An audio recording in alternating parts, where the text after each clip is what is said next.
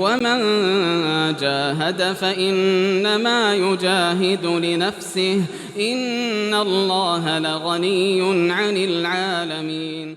Kita di pertemuan hari ini masih di bab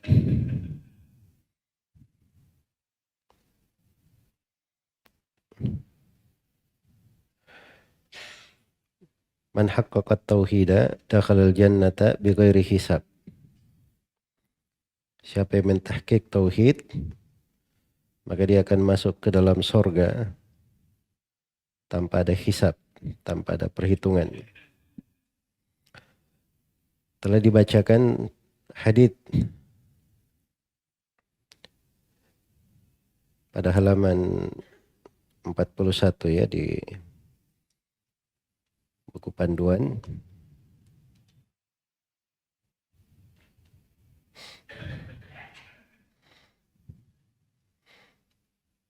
Yaitu hadits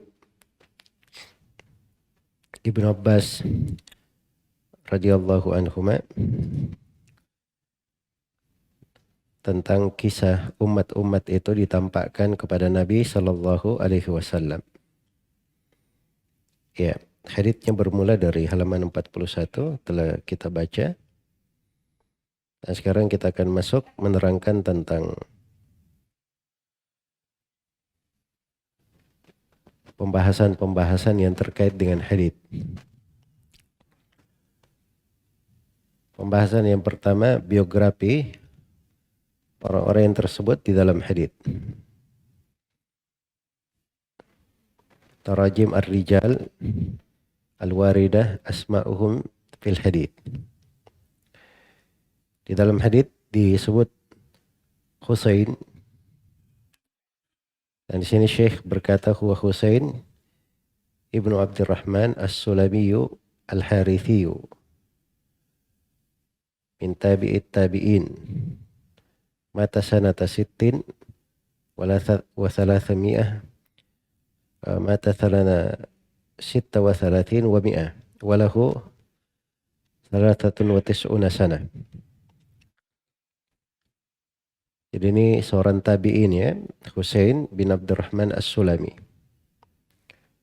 rahimahullahu ta'ala.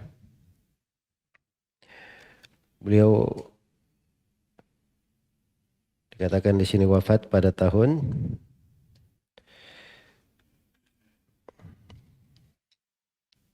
136 Hijriah.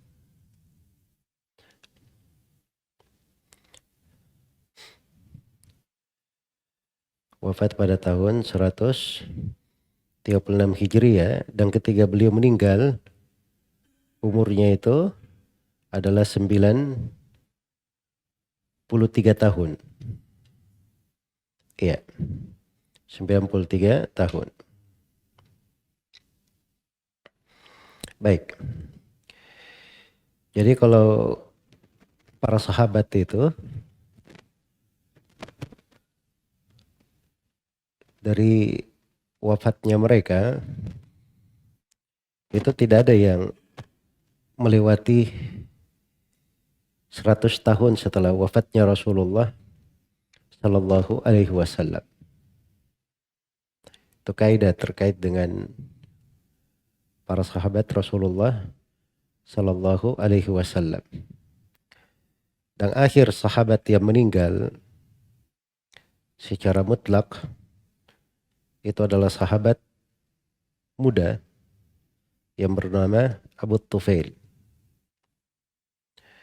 Ya. Radhiyallahu ta'ala anhu. Abu Tufail Amir bin Wathilah Al-Kinani. Abu Tufail Amir bin Wathilah Al-Kinani radhiyallahu ta'ala anhu. Al-Kinani Al-Laythi. Dan beliau diwafat pada tahun 102 Hijriah. 100 tahun 2 Hijriah. Ada yang mengatakan tahun 110 Hijriah. Dikatakan 110 berarti usianya setelah Nabi wafat itu atau jaraknya setelah Nabi wafat itu 99 tahun. Tidak ada yang akan melewati 100 tahun. Dan itu dipastikan. Kenapa? Karena Nabi SAW pernah suatu malam beliau di tengah para sahabatnya. Kemudian beliau berkata, setelah 100 tahun dari sekarang, 1 qarn dari sekarang, tidak ada lagi jiwa yang bernapas di atas muka bumi saat ini yang hidup 100 tahun yang akan datang. Iya. Dan ini termasuk hadits-hadits yang sebenarnya memperbaiki kekeliruan. Ya, banyak yang kadang belakangan ya cerita berjumpa Nabi Khidir katanya. Hah? Jadi kalau Nabi Khidir masih hidup di masa Nabi, itu termasuk dari semua orang yang akan meninggal 100 tahun lagi. Andai kata hidup di masa Nabi SAW. Dan kita ada ayat tegas di dalam Al-Quran. Wa baja'alna li ahadin min qablikal khuld. Kami tidak pernah menjadikan ada kekekalan untuk seorang makhluk pun yang hidup sebelum engkau ya Nabi Muhammad. Ya, kalau Nabi Khidir dikatakan hidup tidak mati, itu tidak benar ya. Itu dari pemahaman yang keliru. Iya. Kadang ada sebagian orang punya syubhat-syubhat. Syubhat-syubhatnya itu yang perlu diobati. Nah, itu kekeliruan di dalam memahami. Jadi Husain bin Abdurrahman ini rahimahullahu ta'ala, baik ini tabi'in ya, Husain ya, bukan masuk ke sahabat. Jadi beliau saja dari ulama tabi'in, wafatnya 136 Hijriah. Itu sudah hitungan masuk ke dalam tingkatan tabi'ut tabi'in. Ya, umur 93 tahun itu umur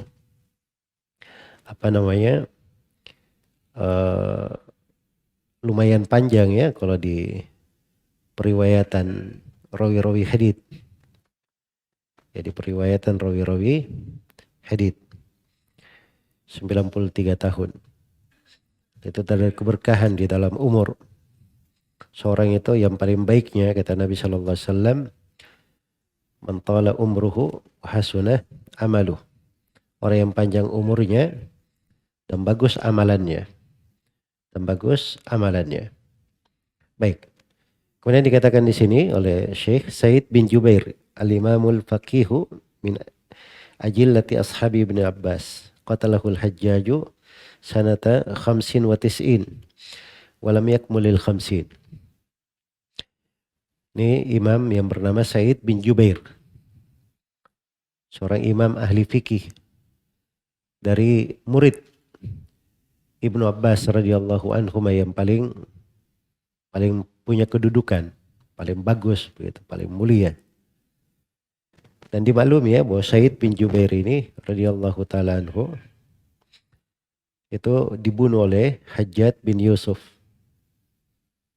Al-Thaqafi pada tahun 95 Hijriah. Dan umur beliau belum mencapai 50 tahun.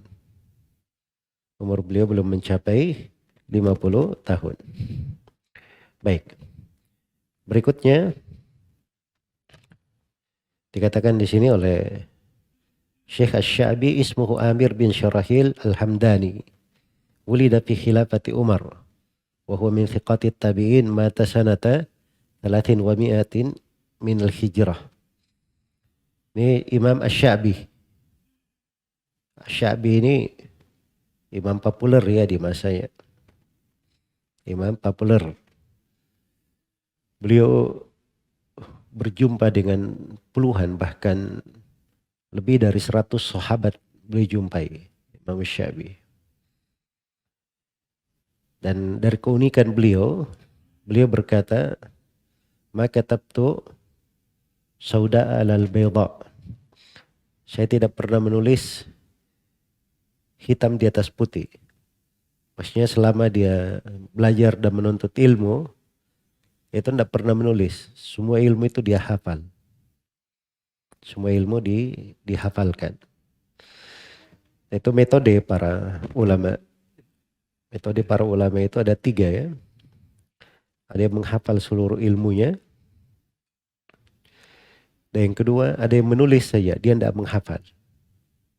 Menulis. Tapi yang dia tulis betul-betul dia jaga, dia pelihara. Dia jamin itqannya. Dan yang ketiga, metode ini yang paling banyak dipakai. Kebanyakan imam di atas metode yang ketiga. Dia menghafal dan menulis juga. Dan menulisnya kadang kalau Imam Ahmad itu kan menakjubkan beliau. Beliau cuman menulis ujung-ujungnya saja. Ya kalau sudah ingat ujungnya, ingat akhirnya. Sudah ingat akhirnya. Jelas ya? Kalau kita kadang ingat akhirnya, lupa ujungnya. Ya bagus kalau seperti itu. Kalau tidak ingat sama sekali, ya itu yang masalah ya. Baik. Jadi ilmu itu kadang seperti itu. Sebab ilmu itu pokoknya sebenarnya pemahaman apa yang dipahami. Hanya saja kalau dalam riwayat itu nggak bisa pemahaman. Riwayat itu harus dia pastikan kedetailan nukilan. Karena itu ilmu itu 2 jenis. Naqlun musaddaq. Iya. Naqlun musaddaq. Dia adalah penukilan yang penuh dengan kebenaran. Wa bahthun muhaqqaq. Dan penelitian yang penuh dengan kedetailan. Nah itu ilmu namanya. Ilmu. Dan di atas prinsip itu para ulama berjalan dalam mengurai ilmu. Asy-Sya'bi ini ketika beliau hidup itu hafalannya Masya Allah. Cuman beliau sendiri berkata, dari apa yang saya hafal ada banyak hal yang saya lupa. Nah, itu masalahnya hafalan itu. Sebab hafalan itu kadang pengkhianat juga. Sudah diulangi berkali-kali, begitu diperlukan hilang dia. Tapi begitu tidak diperlukan, muncul. Jelas ya? Nah itu sering kita ketemukan ya pada saat sholat. Sebagian ayat hilang. Begitu sujud, muncul dia. Padahal dia nggak diperlukan di situ.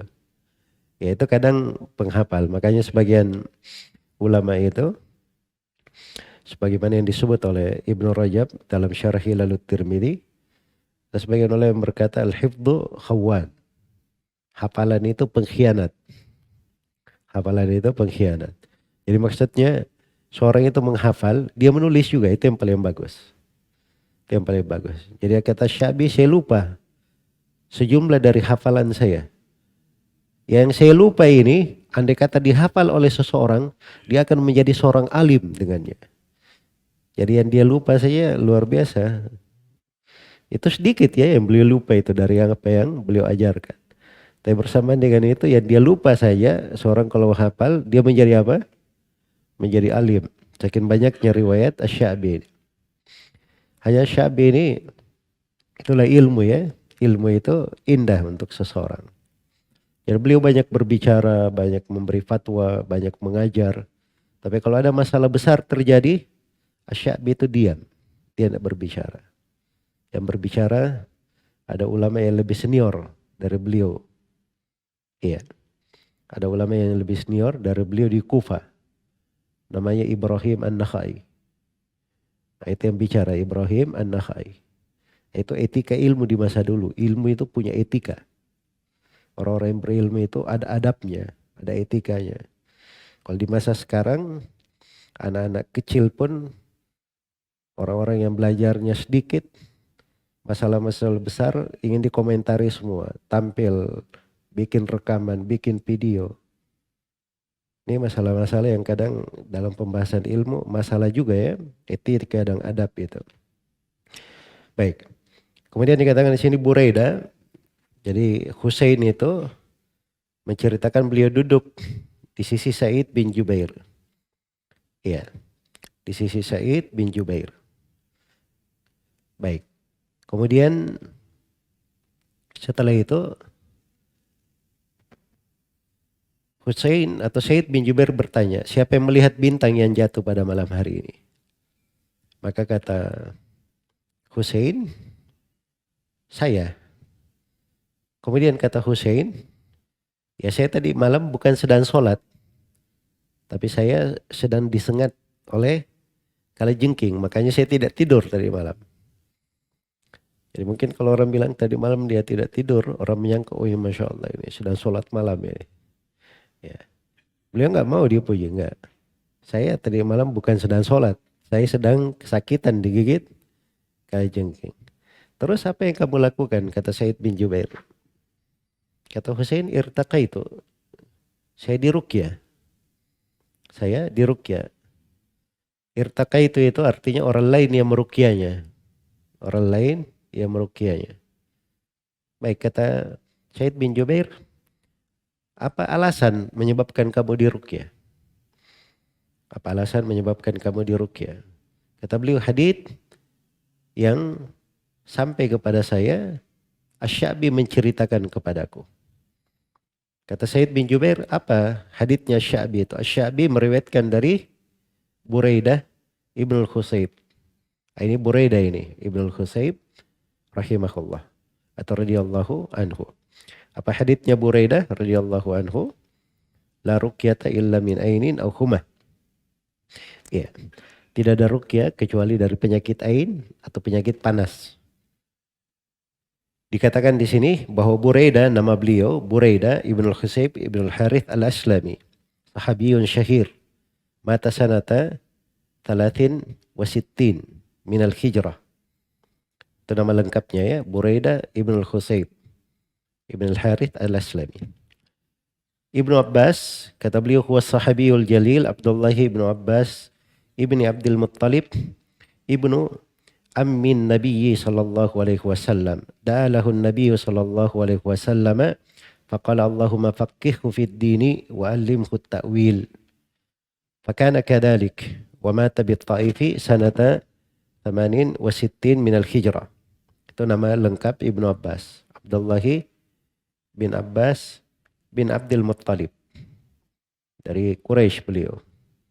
Ya, sahabat yang didoakan oleh Nabi, Allah fakihkanlah dia dalam agama, ajari dia takwil. Ajari dia takwil. Maka Ibnu Abbas pun menjadi orang yang sangat fakih dalam agama dan orang yang sangat paham Al-Quran. Orang yang sangat paham Al-Quran. Beliau meninggal di Taif pada tahun 68 Hijriah. Adapun Ukasyah yang berada di akhir hadits, kata beliau, huwa Ukasyatu ibnu Mihsan ibnu Hirthan al-Asadi wa kana minas sabiqina ila al-Islam, hajara wa syahida Badran wa qatala fiha wa istushhida fi qitali riddati ma Khalid bin al-Walid sanata 12 min al-hijrah. Ini nama lengkapnya ya, Ukasyah bin Mihsan radhiyallahu anhu. Beliau ini dari kalangan muhajirin, berhijrah dari Mekah, dan beliau hadir di Perang Badar. Hadir di Perang Badar. Dan beliau meninggal ketika memerangi kaum murtad. Itu di masa pemerintahan Abu Bakar As-Siddiq, ada orang-orang yang murtad. Dikirim Khalid bin Walid untuk memimpin pasukan. Ukasyah bin Mihsan radhiyallahu anhu ikut di situ. Dan beliau terbunuh sebagai seorang yang mati syahid di pertempuran tersebut radhiyallahu anhu. Ya, lihat ya, Ukasyah bin Mihsan ini nanti termasuk orang yang dikatakan oleh Nabi, kamu termasuk 70.000 orang yang masuk surga tanpa ada hisab dan tanpa ada adab. Iya. Tapi lihat dari orangnya, dari kalangan muhajirin, hadir di Perang Badar, meninggal sebagai orang yang meninggikan agama Islam, meninggal sebagai orang yang mati syahid. Baik, An-Najmu Al-Kawkab imqadda saqata minhu syihab. Al-Bariha huwa hiya aqrabu lailatin madat yuqalu qabla az-zawal ra'aitul lailata wa ba'da az-zawal ra'aitul bariha. Ini dari sudut penggunaan bahasa ya. Al-Kaukab itu artinya bintang. Kemudian infadda artinya jatuh darinya. Jatuh darinya bintang itu. Ada kayak bola api jatuh. Biasanya kita sebut bintang jatuh ya. Al-bariha. Bariha itu artinya malam yang telah berlalu yang paling dekat. Ya biasanya disebut tadi malam gitu. Disebut tadi malam. Itu malam yang paling dekat. Jadi kalau malam terlihat atau hitungannya setelah matahari terbenam, itu dihitung sebagai malam ini. Ya begitu matahari sudah tergelincir disebut malam ini. Tapi sebelumnya disebut kemarin atau tadi malam. Disebut tadi malam. Itu yang disebut al-bariha dalam bahasa Arab. Lugitu ay laqadathu aqrab. Walladak lasa ay asabathu bisummiha. Jadi ludik tuh aku tersengat. Maksudnya disengat oleh kalajengking. Iya. Ini terkena racunnya. Jadi kalau sebut tersengat kalajengking maksudnya dia terkena racun kalajengking itu. Racun kalajengking tersebut. Iya. Jadi itu luar biasa ya kalau orang kena racun kalajengking. Ya. Nah, racun kalajengking itu kadang memberi pengaruh ke badannya. Ya, tergantung kalajengkingnya ada yang racunnya kuat, ada racunnya biasa. Saya pernah kena kalajengking waktu di Yaman dulu, tapi kalajengkingnya masih kecil. Ya, hitamnya masih sedikit. Itu pun sudah Masya Allah sakitnya lumayan juga. Ya, padahal kalajengking kecil. Kira-kira gimana yang hitam-hitam yang besar itu. Ya, jadi maksudnya tingkatan sengatannya itu berbeda-beda. Nah, kalau pada sengatan-sengatan kalajengking itu yang dilakukan oleh mereka kebiasaannya di tengah orang Arab dan ini yang dilakukan oleh tabi'in ini, dia meruqyah. Diruqyah. Nah, begitu masuk Islam, ruqyah itu dengan Al-Quran dan dengan dua-dua yang diajarkan oleh Nabi SAW. Walaupun ada ruqyah-ruqyah dipakai di tengah orang Arab, begitu masuk masa Islam, sebagian dari ruqyah itu tetap boleh dipakai dengan ukuran seperti yang disebut oleh Nabi SAW di dalam Sahih Muslim. I'rudu alayya ruqakum la ba'sa birruqa ma lam yakun fiha syirk. Kata Nabi SAW, perlihatkan ruqyah kalian. Tidak ada masalah dengan ruqyah sepanjang tidak ada kesyirikan pada ruqyah tersebut. Iya. Baik. Irtaqaitu talabtu mayyirkini wa ruqyah qiraatul Quran wal adiyah syar'iyyah wal adiyah asy-syar'iyyah 'alal musab bimaradin wa nahwihi. Ruqyah itu adalah membaca Al-Quran atau doa-doa yang disyariatkan kepada orang yang kena tertimpa penyakit atau yang semisal dengannya. Baik, itu yang disebut dengan ruqyah. Ma hamalaka ala dalik, artinya ma hujjatuka ala jawazi dalik. Apa dalil kamu itu boleh? Apa dalil kamu itu boleh? Iya. Kemudian ini kita masih terangkan kalimat per kalimat ya di dalam hadits. Kita akan masuk di makna global hadits dan faidah-faidahnya. Kemudian kata beliau di sini la ruqyata illa min ainin. Al-ain isabatu al-ain ghairahu bi ainihi. Tidak ada ruqyah kecuali orang yang kena penyakit ain. Penyakit pandangan mata. Ini penyakit al-ain ini ya, pandangan mata. Orang kadang kena sakit gara-gara dia melihat dia. Orang yang memandang dia ini menimpakan penyakit padanya. Itu ain namanya. Kenapa bisa seperti itu? Karena biasanya melihat itu dia melihat dengan pandangan kagum, pandangan hasad, ditunggangi oleh syaitan. Akhirnya menyebabkan penyakit pada orang yang dilihat. Dan al-ain itu, kata Nabi SAW, al-ainu haqqun. Ain adalah hak. Dan ini hadits mutawatir dari banyak sahabat Nabi mengucapkannya. Iya. Itu benar terjadinya. Benar adanya. Nah, salah satu obatnya diruqyah. Kalau ada yang kena seperti itu, diruqyah. Iya. Saya dengar katanya sebagian ulama kita itu ada yang usia tua. Beliau masih baca dari mushaf kecil. Matanya masih tajam, bisa melihat mushaf kecil. Ya, suatu hari beliau duduk di Masjidil Haram membaca dari mushaf kecil. Ada yang menoleh kepadanya dan mengomentari, kamu baca dari mushaf kecil. Ya. Setelah itu kabur penglihatannya sampai pakai kacamata besar. Sampai pakai kacamata besar. Itu penyakit ain ya, kadang cepat. Iya. Kadang ada anak-anak kecil bagus hafalannya, bagus ini, cuma subhanallah kadang ada yang pernah terlihat tiba-tiba jatuh, dilihat oleh orang. Ini kadang terjadi hal-hal yang seperti itu. Ain itu ada benar, cuma jangan bikin was-was pada diri sendiri. Seorang itu tawakal kepada Allah. Apalagi kalau dia selepas sholat dia dzikir, pagi dan sore dia dzikir, mau tidur, bangun tidur, tidak perlu dia khawatir terkait dengan ain tersebut. Tapi kalau ada yang tertimpa seperti itu, caranya diruqyah. Ada cara lain kalau orang yang diduga memandang dengan pandangan gak bagus itu, orang itu disuruh berwudu, suruh mandi. Dia berwudu pada sesuatu, air wudunya kembali lagi di situ. Bekas mandinya di situ.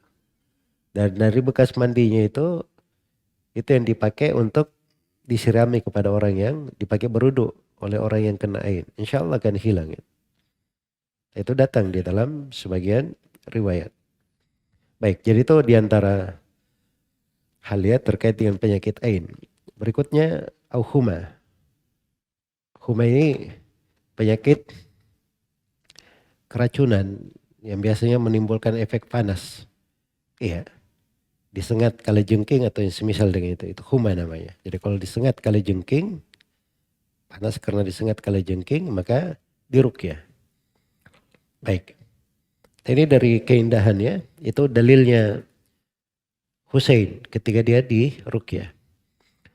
Maka kata Said bin Jubair rahimahullah, qad ahsana man intaha ila ma sami'. Iya. Telah berbuat baik orang yang berhenti berpijak pada dalil yang dia dengarkan, riwayat yang dia riwayatkan. Iya. Dikatakan di sini ay akhadha bima balaghahu minal ilm bi khilafi may ya'malu ala jahlin aw la ya'malu bima la ya'lam. Ya kalau seorang itu dia berhenti di atas sesuatu yang sampai kepadanya dari ilmu, itu orang yang sudah berbuat baik. Kenapa kamu berbuat begini? Dalil saya begini. Itu kan ilmu namanya. Ada dalilnya. Ada pegangannya. Dipuji oleh Said bin Jubair. Itu penghargaan. Ya, kalau seorang sudah beramal bagus dengan ilmu, dipuji. Dan itu dari fikih para salaf ya, saling menghormati. Tapi Said bin Jubair sendiri, beliau berhujjah dengan hal lain. Beliau berkata, walakin haddatsana Ibnu Abbasin radhiyallahu anhuma anin Nabi sallallahu alaihi wasallam annahu qala. Tapi menceritakan kepada kami Ibnu Abbas radhiyallahu anhuma dari Nabi sallallahu alaihi wasallam bahwa Nabi itu bersabda begini. Bersabda begini. Baik. Disebutkanlah haditsnya panjangnya, di antaranya uridat alayyal umam. Qila kana dzalika lailatal Isra ay arahu Allahu mithalaha idza ja'at yaumil qiyamah. Ya, Nabi pernah bilang ditampakkan kepadaku umat-umat. Di mana ditampakkan? Ya, ada yang mengatakan bahwa itu pada malam ketika Nabi diperjalankan ke langit. Umat-umat itu ditampakkan. Nah ini ada kemungkinan ya, dan ada kemungkinan itu di dalam mimpi beliau. Diperlihatkan umat-umat itu. Baik. Kemudian disebut dari umat-umat itu, ada yang hadir seorang Nabi bersamanya ar-rahat. Apa itu ar-rahat? Al-jama'atu dunal asyr. Sekelompok orang tapi kurang dari 10. Kurang dari 10. Maksudnya angka 3 sampai 9. Itu disebut ar-rahat. Iya. Laisa ma'ahu ahad ay lam yattabi'hu min qaumihi ahad. Jadi ada nabi bersama dia rahat, ada nabi bersama dia 2, 1 orang, ada nabi enggak ada seorang pun bersamanya. Maksudnya tidak ada dari kaumnya yang mengikutinya. Iya. Tidak ada dari kaumnya yang mengikutinya. Tapi kaumnya ini pada hari kiamat akan dikumpulkan semuanya. Jadi ini kelihatannya bahwa umat yang diperlihatkan itu adalah seorang nabi bersama pengikutnya. Bersama pengikutnya yang menjawab dakwanya. Adapun umatnya yang tidak menjawab dakwanya, itu semuanya akan dibangkitkan. Setiap nabi itu punya telaga pada hari kiamat. Setiap nabi punya telaga. Dan nabi berada di telaganya. Nah, setiap umat itu akan mendatangi nabinya masing-masing. Kalau dia bukan pengikut nabinya, maka akan diusir dari telaga. Akan diusir dari telaga kalau dia tidak mengikuti nabinya. Baik. Jadi kemudian diperlihatkan umatnya Nabi Musa. Bahasanya di situ sawadun adim. Ya, kelihatan apa namanya? Ashkhasun katsirah, jumlah yang sangat banyak. Wa dhanantu annahum ummati likathratihim. Wa ba'da wa budihanhum fala yumayyiz ayanahum. Jadi begitu kelihatan jumlah banyak gitu, Nabi Muhammad sallallahu alaihi wasallam menyangka bahwa itu umat beliau, umat Islam. Karena banyaknya. Ternyata itu Nabi Musa bersama kaumnya, yaitu Musa bin Imran, Kalimur Rahman. Kaumnya atba'uhu ala dinihi min Bani Israel. Maksudnya kaumnya dari Bani Israel. Iya. Kemudian setelah itu diperlihatkanlah umat Nabi kita, Nabi Muhammad sallallahu alaihi wasallam. Jumlah yang sangat besar. Kemudian dikatakan di situ, dikatakan kepada Nabi, hadihi ummatuk wa ma'ahum sab'una alfan yadkhuluna al-jannata bighairi hisabin wala adab. Ini adalah umatmu Nabi Muhammad. Bersama umatmu ini di tengah mereka ada 70.000 orang. Masuk surga tanpa hisab dan tanpa adab. Iya, ada 70.000 orang. Apa artinya tanpa hisab dan tanpa adab? Ay la yuhasabuna wa la yu'adzabuna qabla dukhulil jannah litahqiqi tauhid. Jadi maksudnya mereka ini sebelum masuk surga tidak ada hisabnya, tidak ada perhitungannya. Tidak ada siksaan. Sebab ada orang sebelum masuk surga itu dihisab, itu kebanyakan manusia kena hisab. Ada sebagian manusia dari orang-orang yang bertauhid disiksa sesuai dengan kadar dosanya. Setelah itu baru masuk surga. Kalau ini enggak, 70.000 orang ini tingkatan tinggi dari umat Islam. Masuk surga tidak ada hisab dan tidak ada adab. Jangankan adab, hisab saja tidak ada. Langsung masuk surga. Langsung masuk surga. Iya. Baik. Dikatakan di sini setelah Nabi mengucapkan itu, thumma nahadha, ay qama, beliau berdiri. Fakhadha an-nasu fi ulaik. Maka manusia pun ramai membahas itu. Apa artinya? Tabahatal hadiruna wa ikhtalafu fi haula'i as-sab'in. Bi amalin nalu hadhihi ad-daraja fa innahum lam yanaluha illa bi amalin famahu. Manusia pun sibuk membicarakan. Ini kan ada 70.000 orang. Siapa mereka ini? Sibuk para sahabat bicara tentang siapa mereka ini. Apa amalan yang mereka lakukan? Bagaimana mereka bisa mendapatkan keutamaan itu? Iya. Jadi itu terlihat ya di hadits, di antara mereka ada yang menyangka begini. Ada yang berkata itu kayaknya orang yang bersahabat dengan Nabi sallallahu alaihi wasallam. Ada yang berkata fala'allahumul ladzina wulidu fil Islam falam yusyriku billahi syai'an. Itu barangkali orang yang lahir dalam keadaan muslim tidak pernah berbuat kesyirikan.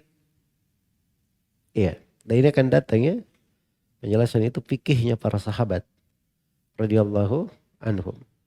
Mereka itu paham bahwa surga itu bukan instan. Tapi derajat ini itu dicapai dengan amalan. Dicapai dengan sesuatu yang mendekatkan diri kepada Allah. Dengan suatu amalan. Nah seperti sangkaan sebagian manusia ya. Yang sampai derajat seperti ini datang aja ke guru bawa air. Cuci tangan gue situ. Minum dari airnya. Guru cium tangannya. Ambil berkahnya. Nah ada yang berpikiran seperti itu manusia. Langsung pikirannya ini apa amalannya ini. Dan dicari. Sebab itu yang menjadi bekal. Ya. Baik. Kemudian dikatakan di sini setelah itu Nabi SAW keluar dan memberitahu bahwa 70.000 orang itu sifatnya humul ladzina la yastarquna wa la yaktawuna wa la yatatayyaruna wa la rabbihim yatawakkalun. Terkadang fa akhbaruhu dzakaru lin Nabi sallallahu alaihi wasallam ikhtilafahum fil muradi bi haula'i sab'in. La yastarqun ay la yatlubuna mayarkihim istighna'an 'anil nas. Itu sifat yang pertama, la yastarqun. Tidak minta diruqyah. Perhatikan bahasanya ya, tidak minta apa? Diruqyah. Bukan tidak menerima ruqyah. Kalau tidak menerima ruqyah itu artinya tidak boleh diruqyah sama sekali kan begitu.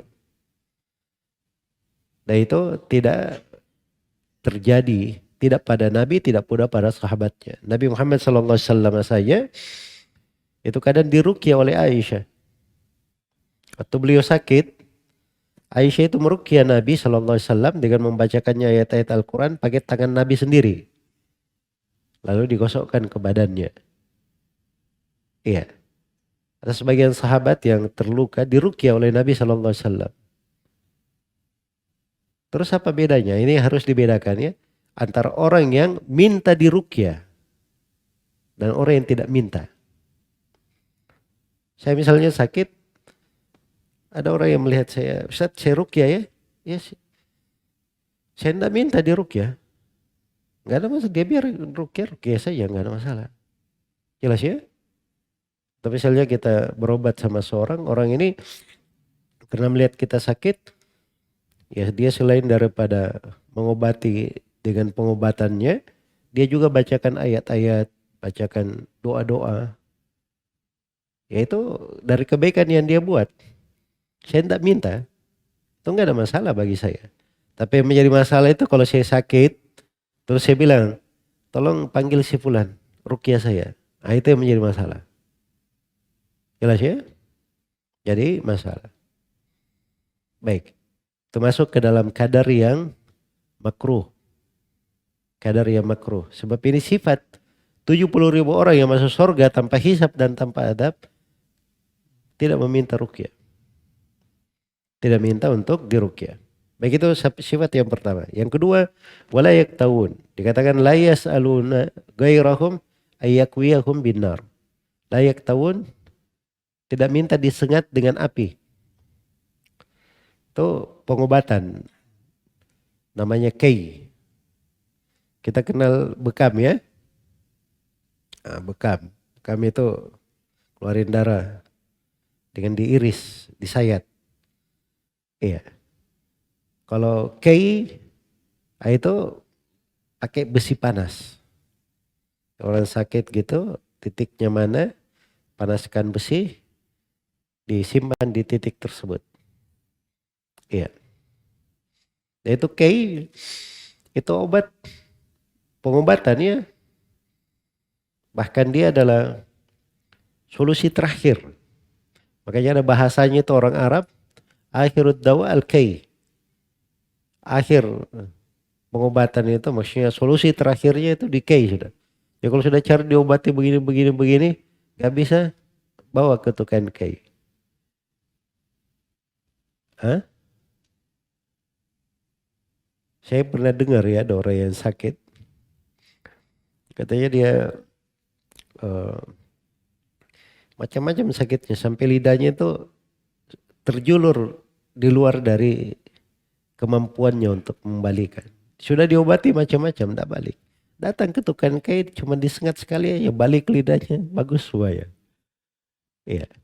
Kadang satu pengobatan itu di kei itu bermanfaat ya. Manfaatnya ada. Tapi memakai kei ini dikatakan oleh Nabi. Orang yang masuk surga tanpa hisab dan tanpa adab itu tidak pernah melakukan kei. Tidak minta untuk di kei. Wala yatatayyarun. Ini sifat yang ketiga. Takkan la yatasya'amuna bituyuri wa nahwiha. Ini tidak melakukan tiarah. Apa itu tiarah? Akan datang satu bab khusus ya tentang tiarah. Kata tauhid ini. Sebab banyak sekali bentuk tiara yang terjadi di tengah manusia. Apalagi di masa sekarang ini. Di masa sekarang ini. Tiara itu merasa sial dengan burung. Merasa sial dengan burung. Itu dulu ya. Burung atau yang semisalnya. Ya kalau dia keluar rumah. Terus tiba-tiba dia lihat burung jalan ke kiri. Ah, ini kayaknya nggak bagus ini. Hari ini saya pulang aja dulu. Itu tiara namanya. Jelas ya? Tiara. Ya dia mau pergi kemana begitu, lihat ada burung hantu. Nah, ini akan begini. Jelas ya? Kalau kita kan terlalu banyak sial-sial itu. Coba aja antum naik ke bangunan yang pakai lift itu. Ada yang hilang tanggal 13-nya, ada yang hilang tanggal 4-nya, macam-macam yang hilang. Merasa sial dengan sebagian angka. Iya. Nah, sekarang media itu mengajarkan dari kesyirikan berbagai macam. Pakai zodiak, pakai apa begitu, bintangnya apa dan seterusnya. Itu tiap hari itu ada itu orang-orang itu. Ya. Belum lagi kebiasaan kaum musyrikin, pensio apa namanya yang menentukan tempat, rumah segala macam harus lihat modelnya begini dan begitu. Ya kalau ini tidak cocok. Kamu bisnis bercampur antara air dengan yang terbakar. Ya. Ini cara-cara berpikir sebagian manusia tidak ada hubungan sebab akibatnya. Jelas ya? Baik itu masuk dalam tiara akan datang nanti. Nah, mereka ini tidak pernah melakukan tiara. Dan sifat yang keempat. Wala rabbihim yatawakkalun. Dan kepada Rabbnya mereka bertawakal. Dikatakan ya tamiduna fi jami'i umurihim alaih. La ala gairihi wa yufawwiduna umurahum ilaih. Ya, mereka bersandar pada segala perkara mereka. Ya. Bukan mereka bersandar pada segala perkara mereka itu kepada Allah saja, bukan kepada selain Allah. Dan mereka serahkan perkaranya hanya kepada Allah. Itu tawakal. Jadi 3 sifat ya. Tidak minta diruqyah, tidak minta dikei, dan apa? Tidak melakukan tiarah.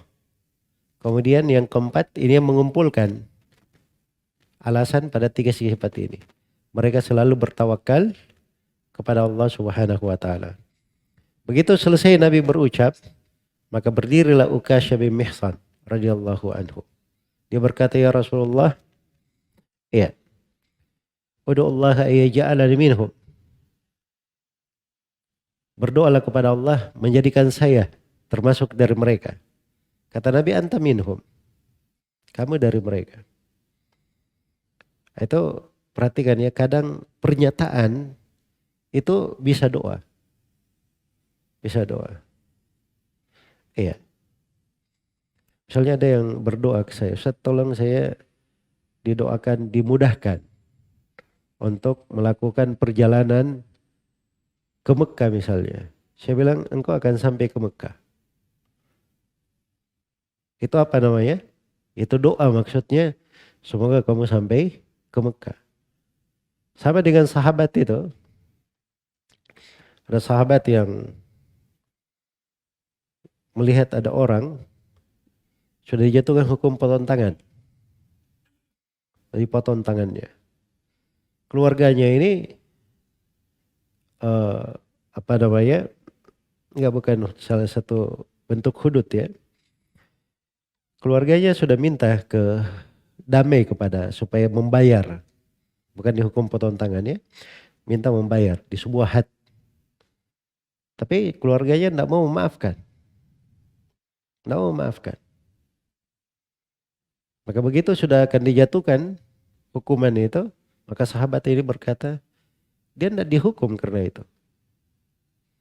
Ya, sahabat ini berucap, dia tidak dihukum karena itu, bukan menolak hukum, tapi itu doa. Ya.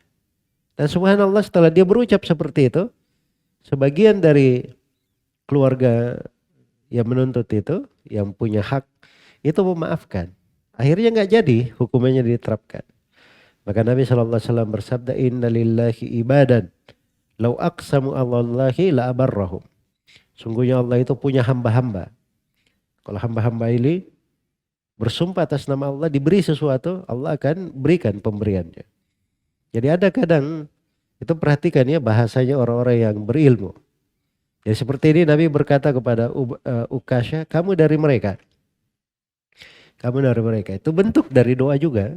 Tapi kalau Nabi sudah mengatakan seperti itu artinya syafaat dari Nabi SAW untuk Ukasha. Begitu ada yang berdiri lagi yang lain, minta juga hal yang sama, maka Nabi berkata, sabaqaka biha Ukasha. Dikatakan, ai ila ikhrasi hadhihi sifat, au sabaqaka bis su'al. Maksudnya Ukasha sudah mendahului kamu, sudah dahulu meminta. Baik, jadi ini kesimpulannya dari riwayat-riwayat potongan dari hadits yang panjang ini. Dan insyaallah ta'ala kelanjutannya kita akan kaji di pertemuan yang akan datang.